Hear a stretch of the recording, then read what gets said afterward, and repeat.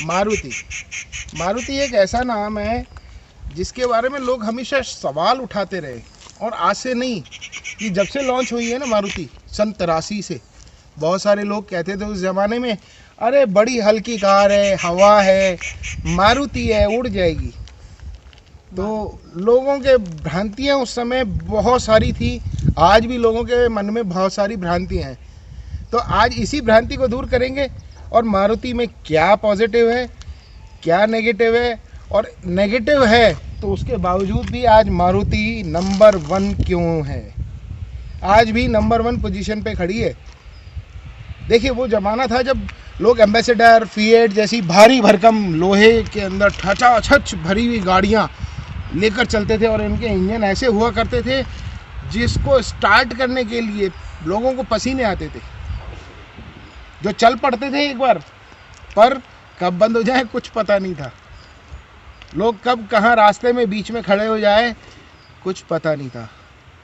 उस हैकटैक से, उस परेशानी से आज़ादी दिलाई, लोगों के मन में एक विश्वास जगाया, लोगों के प्रति भरोसा दिखाया, लोगों ने इस पर अपना ट्रस्ट रखा। आज भी अगर आप कोई गाड़ी लेने जाएंगे ना, तो सबसे पहले सच सच बताना। कंपेयर किससे करेंगे? मारुति से ही ना। Maruti is the one of the best option. Maruti ने अपना भरोसा पहले भी रखा था और आज भी रखा है।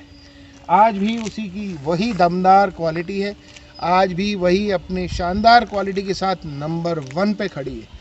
और तो और एक ख़ास बात और है, जब कभी आप मारुति को बेचने जाएंगे ना, तो कीमत में भी कभी कोई किसी प्रकार का कॉम्प्रोमाइज़ नहीं करना पड़ेगा। अच्छे दाम हमेशा तुरंत लोग यूँ लेके तैयार खड़े रहते हैं। क्यों? क्योंकि मारुति पे लोगों को भरोसा है।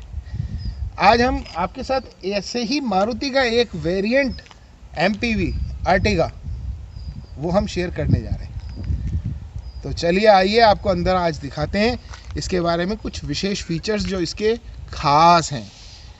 मारुति आज भी सबकी खास है। Trapaholics।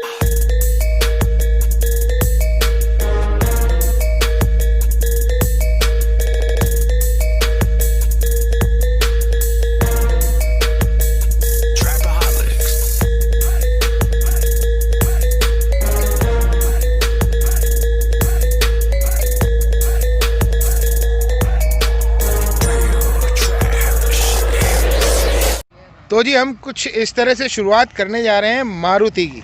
मारुति की फ्रंट प्रोफाइल कुछ आपको इस तरह से दिखाई देगी। जो फ्रंट ग्रिल है वो क्रोम प्लेटेड दी गई है। नीचे में ये 2 फॉग लैंप दिए हुए हैं। साथ ही साथ इसमें हेडलैम्प यूनिट में एक तो हेलोजन हेडलैम्प है और प्लस LED प्रोजेक्टर हेडलैम्प दिया हुआ है, जो कि आपको भरपूर भर के रोशनी देता है। कुछ इस तरह से आपको फ्रंट प्रोफाइल नज़र आएगी। और आइए अब साइड प्रोफाइल की बात कर लेते हैं, जहां आपको DDIS की बैजिंग सबसे पहले नज़र आएगी। ORVM with indicator, auto fold, साथ में ऑटो एडजस्टेबल, ये साथ में इसके अलॉय व्हील्स दिए हुए हैं। मैं आपको बताना चाहूँगा कि ये जो मारुति का मॉडल है वो मेरा टॉप मॉडल है ZDI+। साथ में डोर हैंडल पे आपको रिक्वेस्ट सेंसर मिलते हैं। रिक्वेस्ट सेंसर के साथ एक की भी दे रखी है। दोनों साइड इसके रिक्वेस्ट सेंसर अवेलेबल रहेंगे।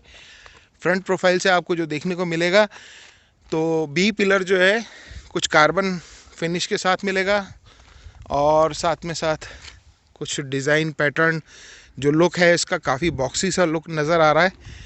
और जो इसकी जो हेडलैम्प ब्रेक लाइट्स हैं वो आप देखेंगे इसमें कुछ इस तरह से दी हुई हैं। बीच में आपको सुजुकी की बैजिंग मिल जाएगी, और ये क्रोम फिनिश के कुछ मिल जाएंगे। आर्टिगा की बैजिंग मिल जाएगी। साथ में नीचे की तरफ आप देख रहे हैं, ये आपके रिवर्स पार्किंग सेंसर हैं। और साथ ही साथ इसके अंदर नीचे की तरफ यहाँ पर कैमरा दिया हुआ है।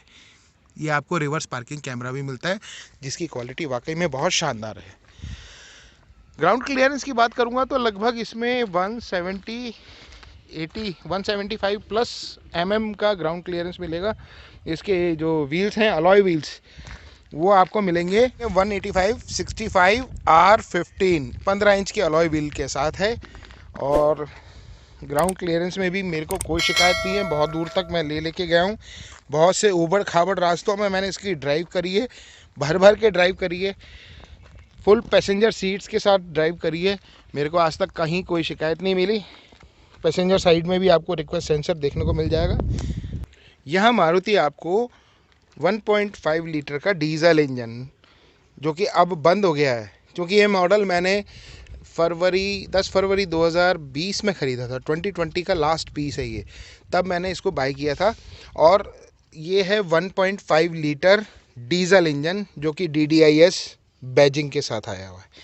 और इसमें 1500 सीसी की पावर और साथ ही साथ 113 bhp की पावर, इसके साथ साथ लगभग 240 नैनोमीटर का टॉर्क, जो कि वर्तमान में 1.5 लीटर डीजल पेट्रोल इंजन के साथ लगभग 103 ब्रेक हार्स पावर की पावर के साथ और 240 नैनोमीटर टॉर्क के साथ आ रहा है। इसमें बहुत सारे इक्विपमेंट्स देखने को मिलेंगे आपको, जहां ब्रेक ऑयल का एक केन साथ में है। इधर आपका कूलेंट का मिल जाएगा, साथ के साथ ये वाइपर पानी है। परंतु इसमें पावर स्टीयरिंग इलेक्ट्रिक असिस्टेड है। पावर स्टीयरिंग के लिए इसमें ब्रेक ऑयल वगैरह ऑयल बेस्ड नहीं है, तो आपको उसकी भी चिंता करने की आवश्यकता नहीं है। बहुत कम इलेक्ट्रॉनिक्स कंप्यूटराइज करते हुए और बहुत सारी जगह के साथ खुला स्थान रखते हुए एक स्मार्ट इंजन मारुति ने यूज़ किया है। आइए सबसे पहले हम बात करते हैं इसके बूट स्पेस की। तो देखिए, इसमें लगभग आपको 210 लीटर का बूट स्पेस मिलता है। हालांकि ये सीट थोड़ा सा अप कर रखी है और इसको हम थोड़ा सा एडजस्ट कर देंगे तो दो बड़े बड़े बैग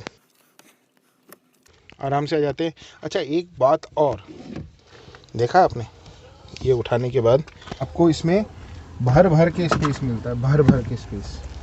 आराम से अपने दो ट्रैवल बैग एडजस्ट किए जा सकते हैं। आराम से आप अपने दो ट्रैवल बैग रख सकते हैं, दो छोटे बैग उसके ऊपर रखे जा सकते हैं। और ये आपका कंप्लीट बूट स्पेस 210 लीटर का in comparison to other cars ज़्यादा है। आज अगर अपन कंपेयर करें गाड़ियों में, उनमें पावर बेशक ज़्यादा होगी, उनके स्टार रेटिंग ग्लोबल एनकैप में हो सकता है 4 स्टार रेटेड हो, ये 3 स्टार रेटेड है, हो सकता है वो 5 स्टार रेटेड हो, पर ये 3 स्टार रेटेड है। तो ग्लोबल एनकैप के बारे में मैं आपको आगे भी बता सकता हूँ। अगर आप पूछेंगे तो वो एक चैरिटी संस्था है जो कि स्पॉन्सरशिप के साथ स्टार रेटिंग्स देती है। नॉन स्पॉन्सर रेटिंग में इसको 3 स्टार मिले हैं। तो यानी कि जगह तो बहुत अच्छी है और एक्टिव और पैसिव सेफ्टी फीचर्स भी होते हैं कुछ गाड़ी के, जो मायने रखते हैं बहुत ज़्यादा। मैं समझता हूँ मारुति के कस्टमर कभी इस चीज़ से निराश नहीं होंगे। आइए अब अंदर की देख लेते हैं। अंदर से ये गाड़ी देखने में बहुत अच्छी है, काफ़ी प्रीमियम लुक फील कराते हुए। और ये देखिए, इसमें साइड पॉकेट के अंदर काफ़ी कुछ स्पेस देखने को मिलता है। मैं इसमें लगभग 1 लीटर की एक पानी की बोतल और अपना एक ये वाइपर, और साथ ही ये डोर में पॉकेट हैंडल में कुछ भी रखने को या पकड़ने के लिए बहुत अच्छी सुविधा दे रखी है। चारों पावर विंडो बटन दे रखे हैं, डोर अनलॉक लॉक, ये आपके सभी विंडोज़ को अप एंड डाउन करने से रोकने के लिए, ये ORVM खोलने और बंद करने के लिए, साथ ही साथ ये ORVM एडजस्ट करने के लिए दे रखा है। अच्छा, इसमें एक अच्छी बात यह है कि आप चाहें तो ये डोर लॉक कर सकते हैं। सभी डोर्स में आपको ये अलग अलग देखने को मिल जाएंगे। उसके साथ ही एक क्रोम फिनिश के साथ डोर ओपन हैंडल दे रखा है। पहले मारुति में इस जगह क्लिप्स आते थे ऊपर, उसकी बजाय आजकल इन्होंने ये सेपरेटली डोर खोलने के स्विचेस दे रखे हैं, जो कि कोई भी खोल सकता है आसानी से। अब बात कर ली जाए स्टीयरिंग माउंटेड कंट्रोल की, तो इसमें जो सबसे ज़्यादा कमी खलती है ना मेरे को, वो खलती है इस जगह क्रूज़ कंट्रोल ना होना। देखिए, ये सारे मोड वोड चेंज करने के सब, मैं 1 मिनट ऑन कर लूँ।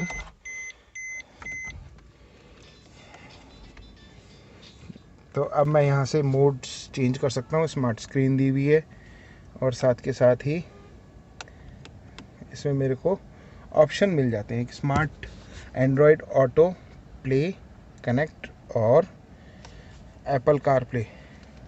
एंड्रॉयड ऑटो और एप्पल कार प्ले कनेक्ट मिल जाता है। इसमें मैं अपना मोबाइल फ़ोन कनेक्ट कर सकता हूँ। यहाँ पे मैंने अपना डैश कैम खुद इंस्टॉल करके लगाया हुआ है, जो कि मेरे को ट्रैफिक में काफ़ी कुछ हेल्प करता है और हल्का सा मूवमेंट होने पे भी रिकॉर्ड करना शुरू कर देता है।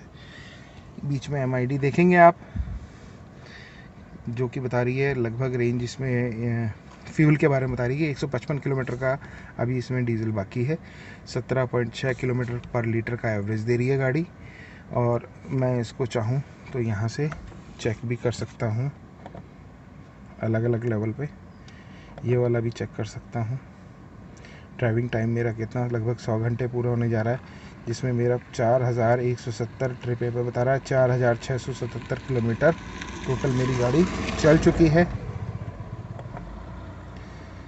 कुछ डिजिटल क्लॉक इस तरीके से, पावर टॉर्क कितना मिल रहा है गाड़ी को वो आप चलते हुए देख सकते हैं। टेम्परेचर बाहर दिखा रहा है 16 डिग्री सेंटीग्रेड है अभी इस वक्त। 4:52 हो रहे हैं और जनरली मैं इस पर सेट करके रखता हूँ, जिससे कि मेरे को पता लगता रहे कि समय हो रहा है 4:52, 16 डिग्री बाहर टेम्परेचर है। 17.6 किलोमीटर पर लीटर का एवरेज मेरे को दे रही है।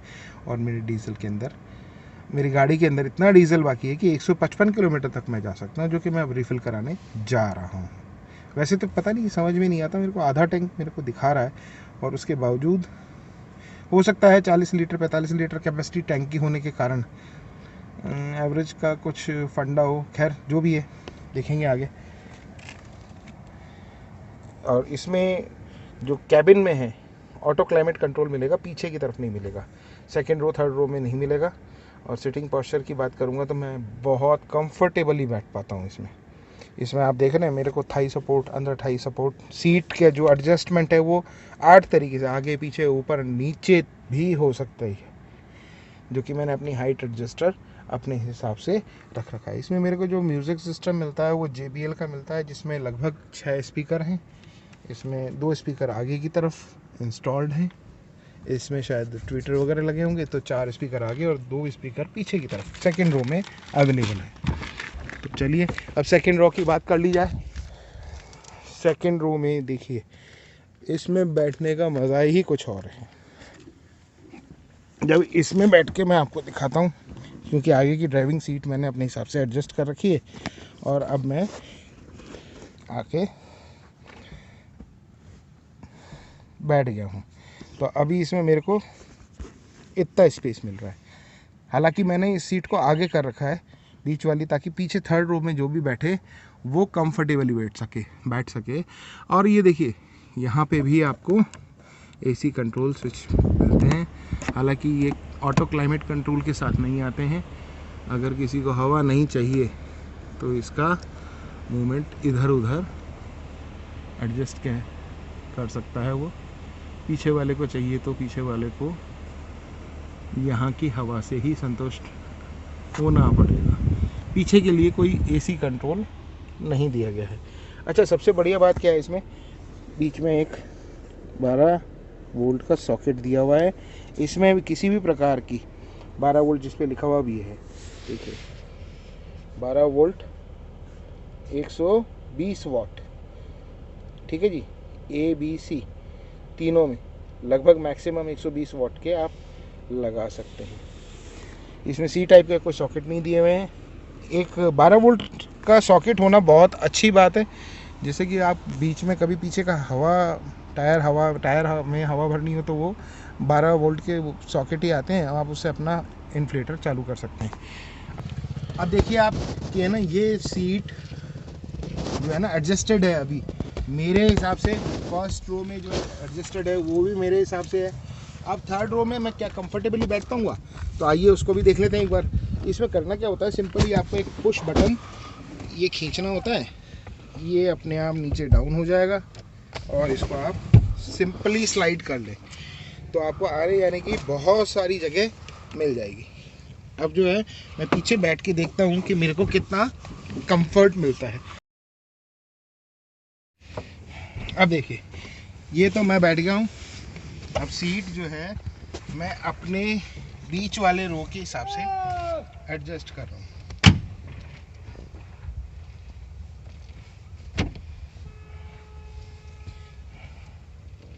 अब देखिए यहाँ पे है ना, एक तो मेरे को थाई सपोर्ट नहीं मिल रहा है ढंग से, और दूसरा मेरे को इसको थोड़ा सा आगे करने की, क्योंकि मेरी हाइट 5 फुट 10 इंच है, तो मेरे को इसको आगे करना ही पड़ेगा और उसको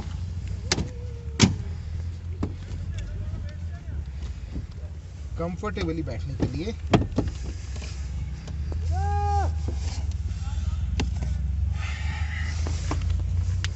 अच्छा, इसमें एक अच्छी बात क्या है कि तीनों रो के अंदर आपको हेड सपोर्ट प्रॉपरली मिलता है।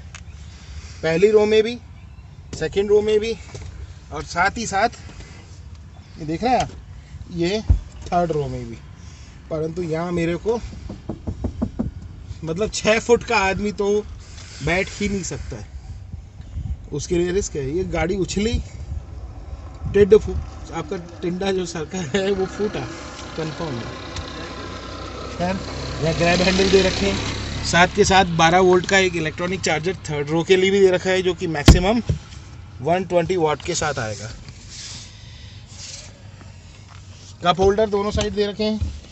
कुछ इस तरह से बैठ के देखा जाए तो ये कुछ अच्छा कंफर्ट है, पर मेरा मानना ये है कि जब मैं इसको यहाँ तक कर देता हूँ और उस हिसाब से एडजस्ट करता हूँ, तो ये सीट मुझे तो कंफर्टेबल तो कहीं से नहीं होने देगी। ये सीट तो बच्चों के लिए ही ठीक रहेगी।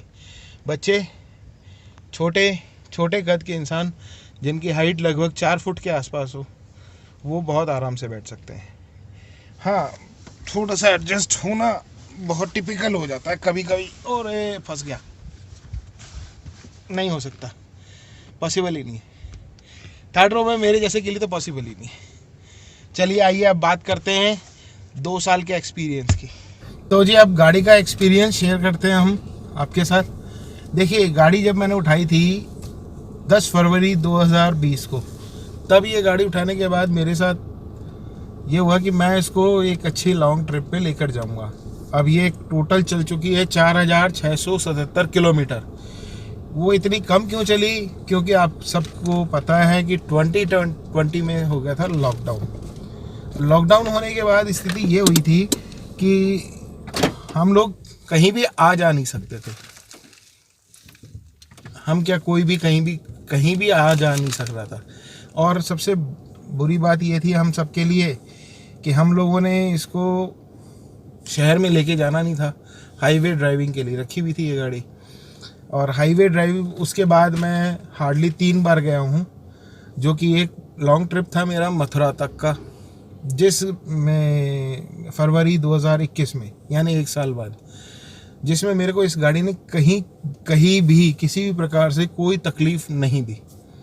सिंगल शॉट में यहाँ से ड्राइव करता हुआ गया मथुरा तक, जो कि अजमेर से मथुरा का डिस्टेंस है लगभग 500 किलोमीटर, और 5 घंटे में ये दूरी मैंने बहुत आसानी से पार करी। स्पीड लिमिट मैंने अपनी बना के रखी हुई थी, कहीं 90 थी तो वहाँ 90 रखी, जहाँ 100 थी वहाँ 100 रखी। स्पीड लिमिट का कोई इशू मेरे को इसमें दिखाया नहीं। उसके बाद मेरा सेकंड टूर हुआ था इसका अजमेर से झुंझुनू। वहाँ पे हाईवे पे एवरेज भी इसने मेरे को अच्छा दिया, 15 से 17 के बीच में दिया, क्योंकि गाड़ी मैंने 100, 120, 130, 140 तक भगाई, 160 तक भी दौड़ाई। मेरे को इस गाड़ी ने कहीं किसी प्रकार की कोई कमी नज़र नहीं आई। ड्राइविंग करने के बाद अक्सर लोगों के साथ ये होता है कि वो थक जाते, मेरे को इसमें कहीं भी किसी प्रकार की कोई थकान नहीं हुई। मेरे को थाई सपोर्ट, सिर्फ कमी एक चीज़ की खली थी, इसमें क्रूज़ कंट्रोल नहीं है। क्रूज़ कंट्रोल नहीं होने का एक ये था कि मेरी टांग में बहुत दर्द रहा था। तो मारुति वालों, थोड़ा सा अपनी गाड़ियों में सुधार करो। जहां आज सब एडवांस फीचर्स देने शुरू कर दिए, तो आप भी कोशिश करो कि अब इन गाड़ियों में क्रूज़ कंट्रोल मिल जाए। और इसके साथ साथ सबसे बढ़िया बात क्या रही कि गाड़ी जब मैं ड्राइव करता हूँ तो एक अलग एक्साइटमेंट लेवल रहता है। गाड़ी लंबी ज़रूर है। मैंने 7 सीटर इसलिए चूज़ करी कि जब कभी हमारे कोई मेहमान आते तो 4 हम और 4 वो। अब मेरे पास जो इससे पहले गाड़ी थी वो टाटा की थी, टाटा इंडिगो, तो उसमें मैक्सिमम बंदे है अभी भी है, 5 बंदे आराम से बैठ सकते हैं। और वो 5 बंदे बैठने के बाद 3 बंदे या तो ऑटो में आए या फिर दूसरा व्हीकल, 2 व्हीलर, घर के 2 व्हीलर चलाएं, तो ये संभव नहीं था। अब ये गाड़ी आने से एक आराम हो गया है कि आराम से 7-8 बंदे इसमें हम लोग बैठ जाते हैं, कंफर्टेबली बैठ जाते हैं, उसमें कोई बड़ा इशू नहीं है हमारे लिए। बहुत आराम से बैठते हैं। बीच वाली रो में 4 बंदे आराम से बैठ जाते हैं, पीछे 2 वाली रो में 2 बंदे तो बैठ ही जाते हैं, और आगे हम 2 हैं। ड्राइवर मैं रखता नहीं हूँ, ड्राइविंग मैं खुद ही ड्राइव करना ज़्यादा बेहतर समझता हूँ। ड्राइविंग, मेंटेनेंस और क्लीनिंग, वो तीनों मैं ही करता हूँ। बाकी देखिए, सर्विस सेंटर का ये था कि जब 1 महीना हो गया तो इसकी सर्विस कॉल आई, जब उस समय ये चली थी मात्र 250 किलोमीटर। तो मैं सर्विस सेंटर लेके गया तो उन्होंने कहा इसका इंजन ऑयल वगैरह तो हम चेंज नहीं करेंगे, सिर्फ वाटर वॉश करके दिए। तीनों सर्विस में वाटर वॉश हुआ, क्योंकि 10,000 किलोमीटर पे इंजन ऑयल और अदर सर्विसिंग पार्ट एक्सपीरियंस तो वो मैं शेयर कैसे करूं। हाँ, पर धुलाई में एक इंसिडेंट मेरे साथ ज़रूर हुआ था कि मारुति सर्विस सेंटर पे जब मैंने सेकंड सर्विस करवाई थी तब मेरे को पता लगा था कि मारुति ने किसी ठेकेदार को दे रखा है वो सर्विस सेंटर। तो उसने इसको वॉश तो किया, पर वो गंदा जो गोबर का कपड़ा था ना, वो उसने उसके कांच पे मार दिया, जिसके कारण 3 या 4 लाइनें आज भी मेरे फ्रंट विंड स्क्रीन पे है। उसकी शिकायत मैंने मारुति में भी कर ली, सब जगह कर ली, उन्होंने एडमिट भी किया, उन्होंने काफ़ी कोशिश भी करी मेरे को मनाने की, समझाने की कि नहीं ऐसा नहीं हो पाएगा, ये ठीक नहीं हो सकता है, चेंज नहीं हो सकता। हेडलाइट के ऊपर स्क्रैचेस आए हुए हैं, जो हेडलाइट का ग्लास होता है उस पर स्क्रैचेस हैं। बाकी थर्ड सर्विस में उन्होंने मेरी गाड़ी की सर्विस का पूरा ध्यान रखा। सर्विस सेंटर मैनेजर जो था वो खुद खड़ा हुआ था जब तक कि मेरी गाड़ी अच्छे से वॉश नहीं हो गई, अच्छे से साफ़ नहीं हो गई, अच्छे से पोंछ नहीं गई। तो मारुति से तो मैं पूरी तरह से सेटिस्फाइड हूँ। अब आप ये पूछेंगे कि मारुति लेने का कारण ही क्या था। और भी गाड़ियाँ थी कंपैरिजन में, उस समय मराजो लॉन्च हुई हुई थी, और मराजो और हमारा पूरा मूड था कि हम मराजो ही लेंगे, दूसरी गाड़ी कोई नहीं लेंगे। हाँ, पर ऐसा संभव इसलिए नहीं हुआ कि मराजो मेरे को कुछ ज़्यादा भारी लगी, मतलब कुछ एक्स्ट्रा लगी, थोड़ा सा सेटिस्फैक्शन वो जो होता है ना वो मेरे को नहीं मिला। कुछ कमेंट्स लोगों ने मेरे घर में एक ऑलरेडी महिंद्रा की ज़ाइलो भी है मेरे जीजा जी के पास में, तो उनको रिगार्डिंग महिंद्रा सर्विस सेंटर बहुत सारे इशू थे। कभी कोई पार्ट की अवेलेबिलिटी नहीं होती थी और कभी कोई दूसरी चीज़ों की अवेलेबिलिटी नहीं होती थी, और उसको दिखाना ठीक कराना महिंद्रा को इतना इजी टास्क नहीं है। और रूरल एरिया सेंटर में ही लेके जाना, जयपुर में ही, हाँ जयपुर में ही लेके जाना पड़ता है। मतलब रूरल एरिया में तो है ही नहीं, आप सिटी में एक्सपेक्ट कर सकते हो पर रूरल में तो बिल्कुल भी नहीं है। और इस चीज़ को देखते हुए फिर मैंने ये तय किया कि मारुति इज़ द बेस्ट, और लोगों का विश्वास भी रहा। अच्छा, ये नया जो वेरिएंट आया, मैंने पुरानी आर्टिका भी देखी थी। पुरानी आर्टिका से मैं सेटिस्फाइड यूँ नहीं था कि वो तो काफ़ी नीचे थी और काफ़ी कॉम्पैक्ट थी। 7 सीटर कहना उसको ठीक नहीं होगा, वो स्पेस में भी नहीं थी उसमें और कंफर्टेबिलिटी भी नहीं थी। अब जैसे इसमें कंफर्टेबिलिटी के नाम पे जब एसी है उससे मैं बहुत सेटिस्फाइड हूँ, बहुत अच्छा कूल करता है, तुरंत कूल करता है। अच्छा, इसके ग्लो बॉक्स जहाँ हम सामान रखते हैं, ग्लो बॉक्स में भी आपका एयर कूल्ड है। वो कुछ हेड रेस्ट यहाँ पे दे रखा है, आर्म रेस्ट, वो भी मेरे लिए कंफर्टेबल है, जो कि मेरे को परफेक्ट पॉस्चर देता है। जब कभी मैं रिलैक्सिंग मोड में होता हूँ तो आराम से बैठ सकता हूँ। अभी भी मैं आराम से बैठा हूँ, दोनों साइड मेरे आर्म रेस्ट मिल जाती है मेरे को।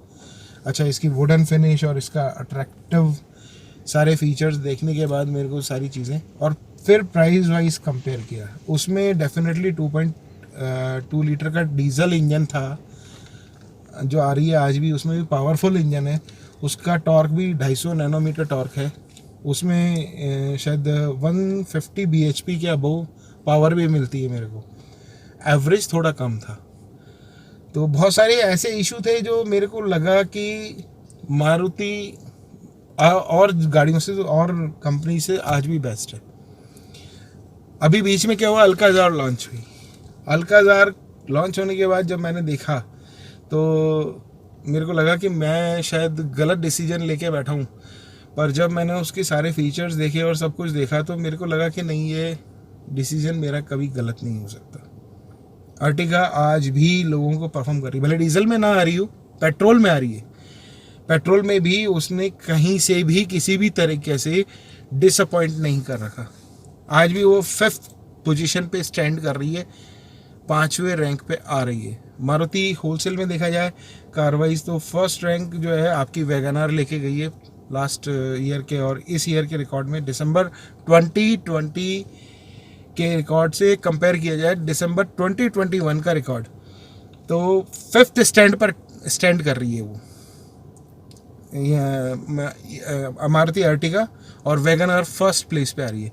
और मारुति ओवरऑल जो गाड़ी यूनिट सेलिंग में है वो आज भी नंबर 1 है।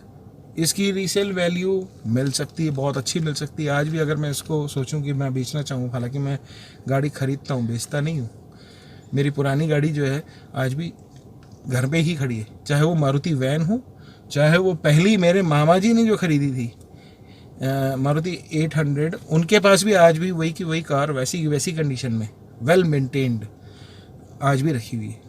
आसमानी कलर की मारुति 800, जिसकी सिर्फ डिग्गी का कांच खुलता है, सिर्फ कांच खुलता है, उसमें डिग्गी पूरी नहीं खुलती है।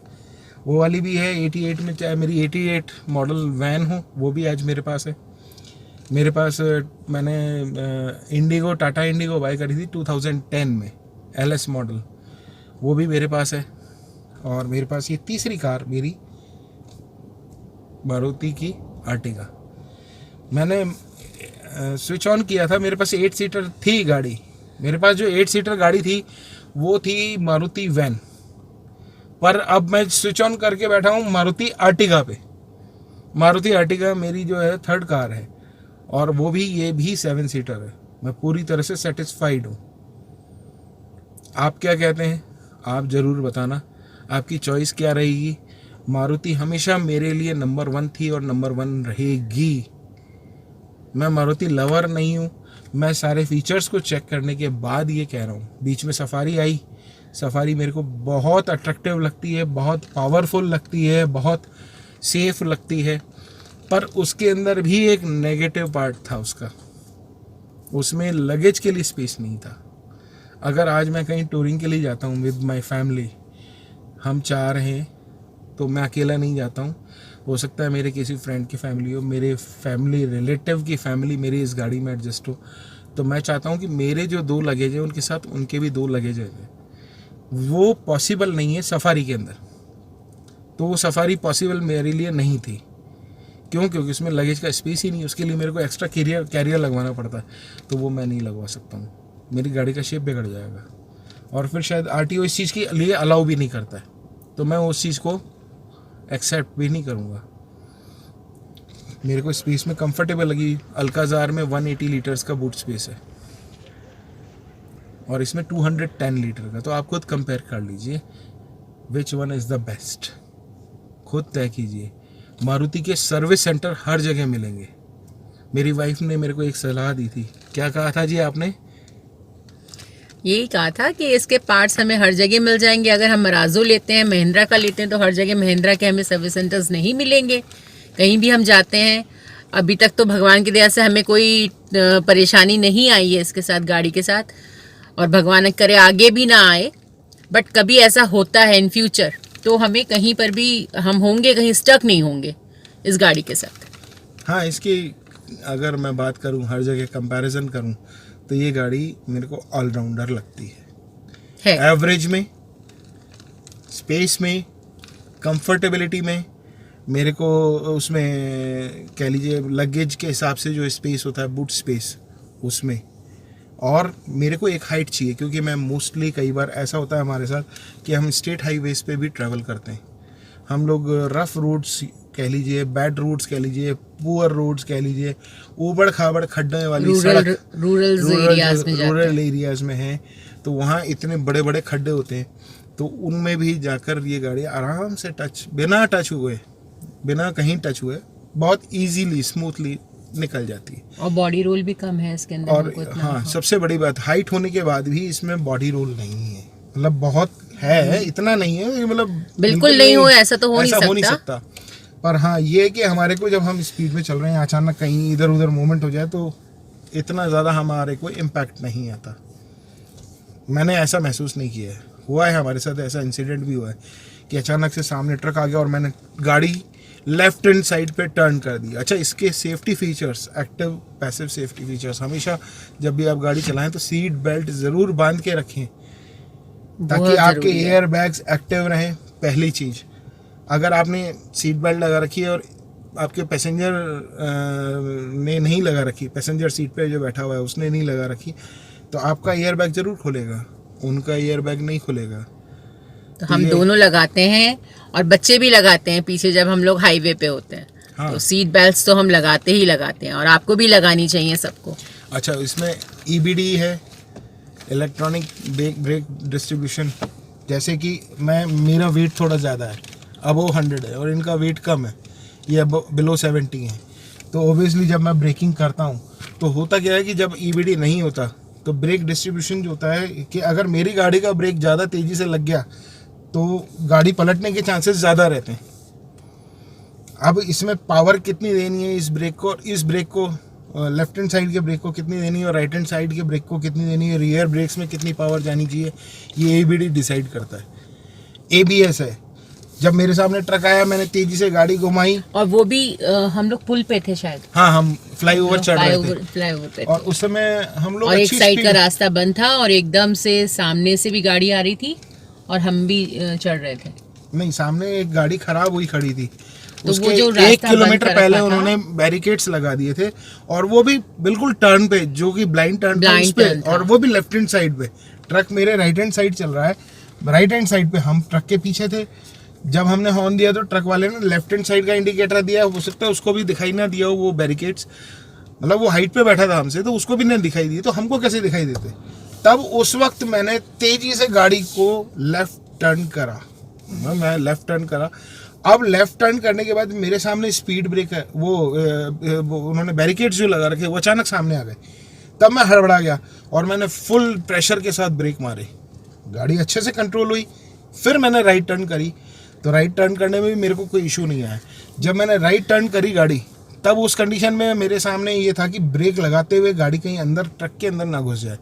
इसने इतना अच्छा परफॉर्म किया, गाड़ी बिल्कुल स्टेबल रही, कहीं कोई किसी प्रकार का हमारे को इशू नहीं आया। हमारे को सामने ये फेस नहीं करना पड़ा कि जी आपकी गाड़ी सीधी जाके घुस जाए। ब्रेकिंग पावर बहुत अच्छी। अब ये चीज़ मैंने एक अभी व्लॉग में भी देखी कि एक भाई साहब महिंद्रा की एक अच्छी गाड़ी चला रहे थे, नाम वैसे नहीं लेना चाहिए, हालांकि ये वीडियो भी स्पॉन्सर्ड नहीं है। इसके पहले मैंने रिव्यू दिया है टाटा टियागो का, वो भी स्पॉन्सर्ड नहीं था। ये वीडियो स्पॉन्सर कहीं से भी नहीं है।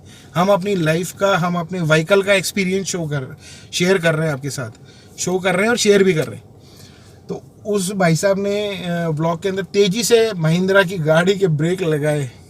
महिंद्रा का इसी का लेवल का वेरिएंट था, 7 सीटर। आप समझ सकते हैं कौन सा हो सकता है, अभी लेटेस्ट चल रहा है, उसका नया मॉडल भी आ गया। वो 500 थी तो वो शायद 700 आ गया अब। तो उन्होंने ब्रेक लगाया, उनसे कंट्रोल लिया और उन्होंने लेके भेड़ दी, घुसा दी।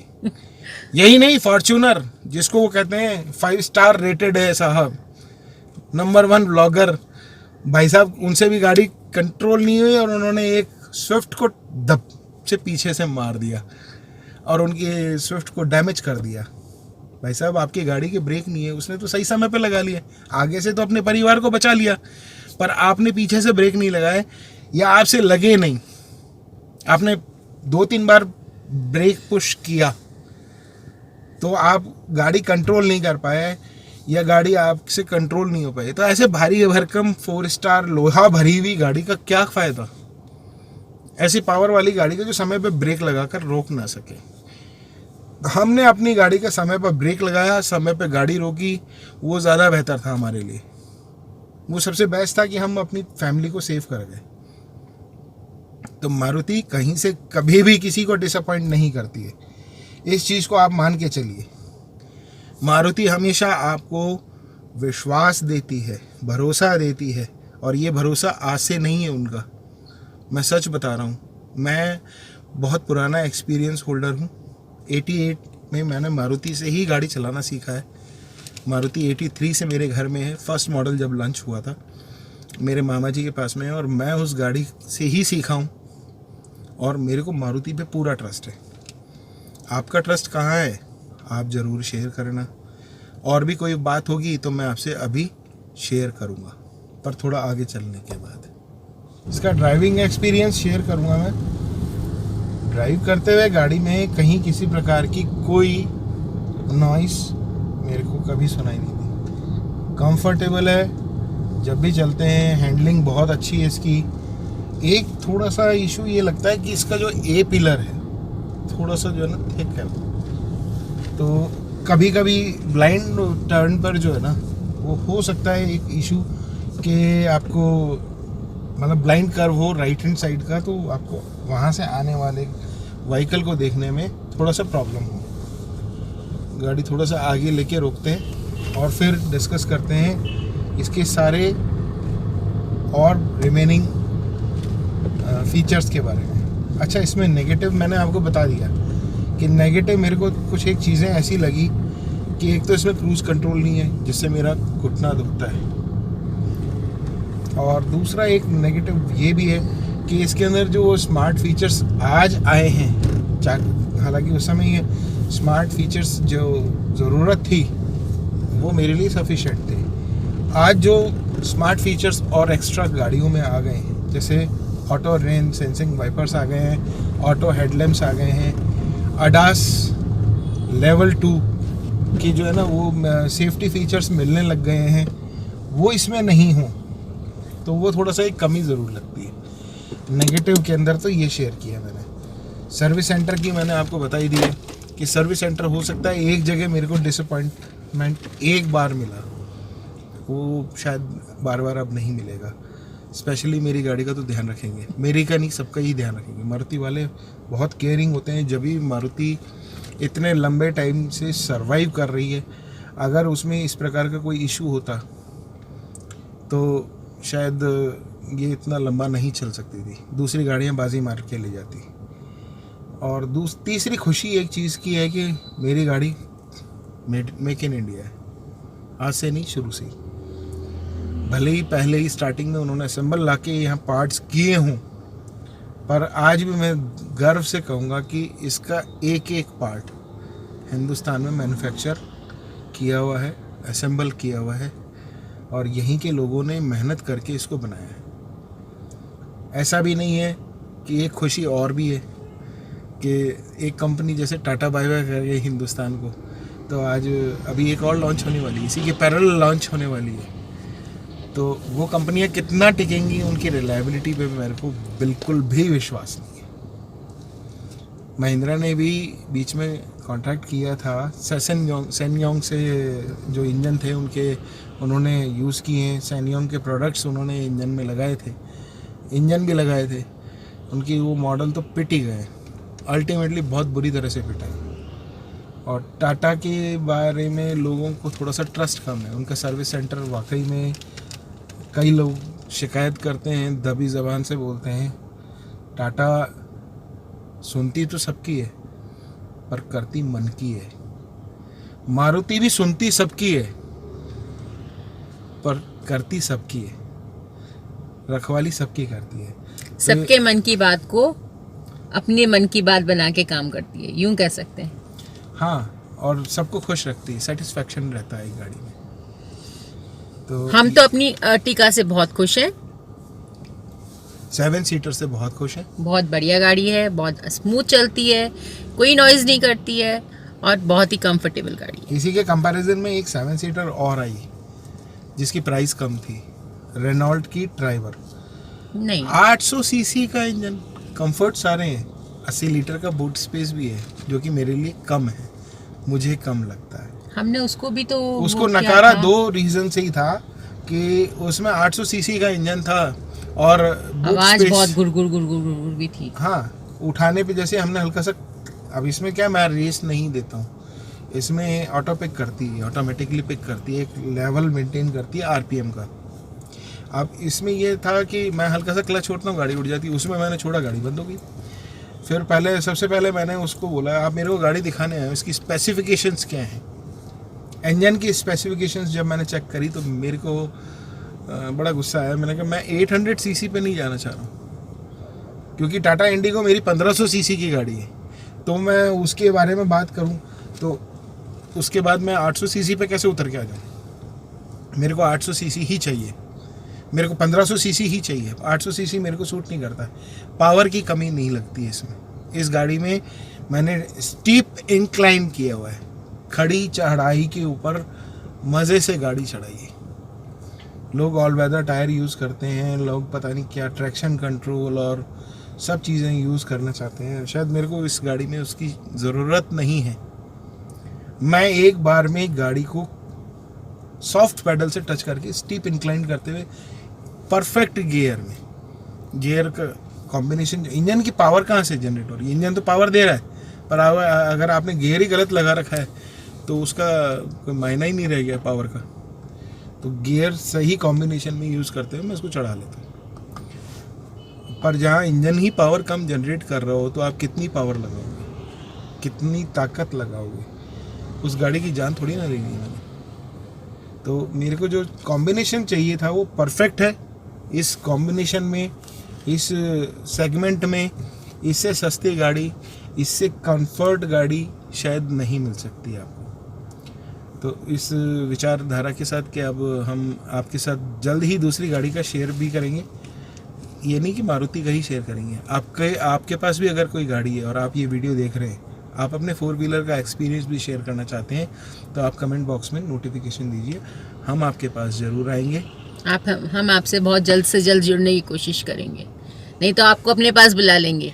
और हमारा एक्सपीरियंस जो आपको कैसा लगा, अगर आपका कोई दोस्त गाड़ी खरीदने जा रहा है तो आप ये एक्सपीरियंस उनके साथ वीडियो शेयर कीजिएगा, ताकि उनको भी पता लगे कि वो गाड़ी कौन सी खरीदने जा रहे हैं, कैसे खरीदने जा रहे हैं, और उनको क्या चीज़ चाहिए, उनको क्या लेना चाहिए। पिछले 2 वीडियो में, ये पहला वीडियो मेरा टाटा टियागो का था, दूसरा वीडियो मेरा 7 सीटर को लेकर है, MPV को लेकर है। तो 7 सीटर लेने जा रहे हैं तो डेफिनेटली अपने उस दोस्त के साथ ज़रूर शेयर कीजिएगा, तो उनको शायद फ़ायदा हो जाएगा, वो आपको हमेशा याद रखेंगे। तो इसी के साथ मैं अपनी बात को विराम देता हूँ और फिर मिलेंगे बहुत ही जल्द नई किसी वीडियो में। अगर आप चैनल पे नए हैं तो चैनल को सब्सक्राइब कीजिए। अगर आपने ये वीडियो देखा है और आपको पसंद आया और किसी के लिए हेल्पफुल हो सकता है तो डेफिनेटली अपने फ्रेंड्स के साथ अपने ग्रुप में शेयर कीजिए, लाइक कीजिए, कमेंट कीजिए। और तब तक के लिए, अगली वीडियो के लिए, till then take care, bye bye.